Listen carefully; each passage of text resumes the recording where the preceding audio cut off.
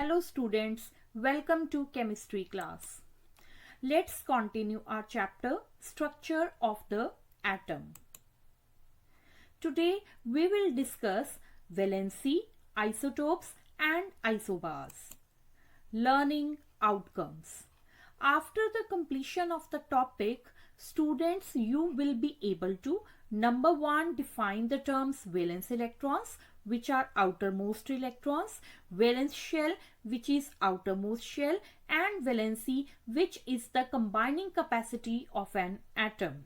Number 2, you will be able to name the inert elements which have completely filled outermost shells. Number 3, calculate valency of the first 20 elements on the basis of number of valence electrons present in them. Number 4, you will be able to state the characteristics of isotopes and isobars, means which subatomic particles are same in number in case of isotopes and isobars and which are different. Number 5, you will be able to differentiate between isotopes and isobars. Number 6, you will be able to apply suitable methods to find average atomic mass of an atom having isotopes. It can be on the basis of percentage or on the basis of ratio. Number 7, list the applications of isotopes, means you will be able to list the uses of isotopes. Students, let us revise what we have done in the previous class. The first is octet rule. According to Bohr-Bury, an atom must have 8 electrons in the outermost shell to become stable. For example, neon has electronic configuration 2,8, so 8 electrons are present in its outermost shell, hence it is stable. Next is atomic number, which is denoted by Z, which is equal to number of protons present in the nucleus of an atom or number of electrons for the neutral atom. Next, mass number denoted by A, which is equal to sum of protons and neutrons present inside the nucleus of an atom. Next, how do we calculate number of neutrons? It is equal to mass number minus atomic number, or n is equal to A minus P, or n is equal to A minus electron for neutral atom. Let's come to our main topic, that is valence shell. Valence is outermost. The outermost shell of an atom is known as valence shell. For example, in case of boron, electronic configuration is 2,3, so 3 electrons are present in its L shell, hence its valence shell is L shell. Valence electrons, it is the outermost electron. It means the electrons present in the outermost shell or the valence shell of an atom. For example, chlorine has electronic configuration 287. So 7 electrons are present in its outermost shell, which is known as valence shell. So it has 7 valence electrons, as you can see here in this diagram also. So students, here we have achieved our first learning outcome, that is now you are able to define the terms valence electrons and valence shell. Next, inert elements. Inert elements have completely filled outermost shell. As their shell is completely filled, so these are more stable and unreactive. For example, helium, it has 2 electrons in its K shell.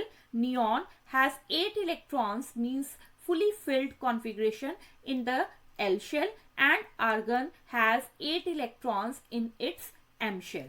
So here in this diagram you can see these are representing inert elements. So students, here we have achieved our second learning outcome, that is now you are able to name the inert elements.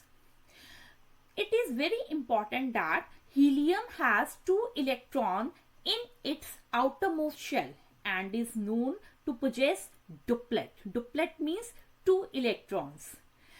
But argon, it has 8 electrons in its valence shell. So any atom with 8 electrons in the valence shell is said to have octet. Here you can see 8 valence electrons are present in the case of argon. My dear students, an atom must have fully filled outermost shell to become stable, just as we have seen in the case of inert elements. But if the outermost shell is not completely filled, it is achieved by either gaining or losing or sharing electrons to become stable. The number of electrons gained or lost or shared to have 8 electrons in the valence shell gives us directly the combining capacity of the element, which is known as valency. So, valency is the combining capacity of an atom of an element. For example, in case of sodium, one valence electron is present. It can lose one electron to become stable. Hence, its valency is 1. In the case of magnesium, valency is 2. Dear students, there are some elements which are having valency more than 1. These are known to possess variable valency. For example, sulfur can show valency 2 or 4 or 6, and phosphorus can exhibit valency 3 or 5. So students, here we have achieved our first learning outcome, that is, now you are able to define the term valency. Next is how to calculate valency. It is calculated on the basis of number of valence electrons. If an element has 1, 2 or 3 valence electrons, means outermost electrons, then valency is equal to number of valence electrons. For example, sodium has valency is equal to 1 due to 1 valence electron. But if an element has 4 or more than 4 valence electrons, then valency is equal to 8 minus number of valence electrons. For example, in case of oxygen, electronic configuration is 2, 6. There are 6 valence electrons, so its valency will be equal to 8 minus 6, that is equal to 2. So students, here we have achieved our third learning outcome, that is, now you are able to calculate valency of the first 20 elements in the same way. Just in this table you can see the valency of hydrogen is 1, helium as it is inert element is 0, lithium is 1, and so on up to calcium. We can find the valency of the particular element on the basis of number of valence electrons. Next topic is isotopes. Isotopes are atoms of the same element having same atomic numbers but different mass numbers. For example, hydrogen has 3 isotopes, namely protium, deuterium and tritium. All of these have same atomic number 1 but mass numbers are different, that are 1, 2 and 3 respectively. Carbon has 2 isotopes with the mass number 12 and 14, and chlorine has 2 isotopes with the mass number 35 and 37 respectively. Characteristics of isotopes. As in the case of isotopes, atomic number is same, so the number of protons and electrons are same. As you can see in the case of hydrogen, all these isotopes have same proton, that is 1. But they have different mass number and different number of neutrons. In the case of deuterium, it has 1 neutron and tritium has 2 neutrons. Similarly, in the case of isotopes of chlorine, number of neutrons is different. The very important point is that isotopes have same chemical properties due to same atomic number. In this diagram, we can see the isotopes of carbon which differ in the number of neutrons. And here these are the isotopes of oxygen which differ in the number of neutrons, but all these have same number of protons. So students, here we have achieved our fourth learning outcome, that is, now you are able to state the characteristics of isotopes. Next is how to find the fractional atomic mass of chlorine. Chlorine occurs in the nature in its 2 isotopes, that is Cl1735 and Cl1737. The ratio is 3:1 or 75% ratio 25%. There are two methods. The first one is average atomic mass of chlorine on the basis of ratio, that is equal to 3 multiplied by its mass number 35 plus 1 multiplied by its mass number, that is 37, divided by sum of ratios, that is 3 plus 1. It will come out to be 35.5 U. Next method is average atomic mass of chlorine on the basis of the percentage given. That will be equal to mass number multiplied by percentage divided by 100. So it will be 35 multiplied by 75 divided by 100 plus 37 multiplied by 25 divided by 100. Answer will be same, that is 35.5 U. So here we have achieved our sixth learning outcome, that is now you are able to apply suitable methods to find average atomic mass of the chlorine. Applications of isotopes. An isotope of uranium is used as a fuel in nuclear reactors. An isotope of cobalt is used in the treatment of cancer.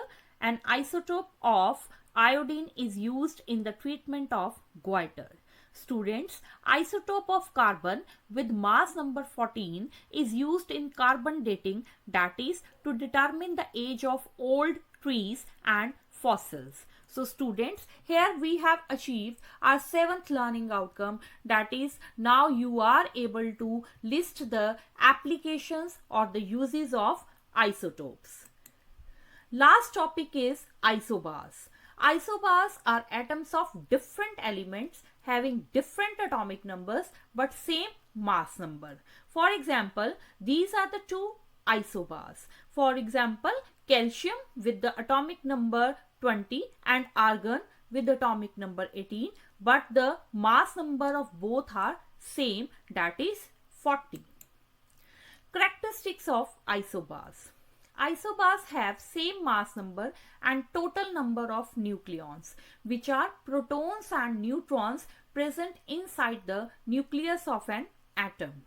They have different atomic number, number of protons, number of electrons and number of neutrons. As you can see in this diagram, all these have different number of neutrons and different number of protons. But in the case of argon and calcium as isobars, they have same number of nucleons, that is 22 plus 18 equal to 40, 20 plus 20 equal to 40. Isobars have different chemical properties due to different atomic number. So students, here we have achieved our fourth learning outcome, that is now you are able to state the characteristics of isobars. Next is differences between isotopes and isobars. Isobars have same mass number but different atomic number. Isotopes have same atomic number but different mass number. Number of electrons are different in isobars. Isotopes have same number of protons but different number of neutrons. Isobars have different chemical properties due to different atomic number, but isotopes have same chemical properties due to same atomic number. These are the atoms of different elements like argon and calcium, and these are the atoms of the same element like hydrogen has three isotopes, namely protium, deuterium and tritium. So students, here we have achieved our fifth learning outcome, that is now you are able to differentiate between isotopes and isobars. So at the end of the topic, students, we have achieved our all learning outcomes. That is, number 1, you are able to define the terms valence electrons, valence shell and valency. Number 2, name the inert elements. You are able to calculate valency of first 20 elements on the basis of number of electrons present. Number 4, you are able to state the characteristics of isotopes and isobars, and you are able to differentiate between these also. And number 6, you are able to apply suitable methods to find average atomic mass of an atom having isotopes like chlorine, and you are able to list the applications of isotopes. Students, here is one worksheet for you on the basis of today's topic. The link will be sent to you. Kindly solve this worksheet in your notebooks.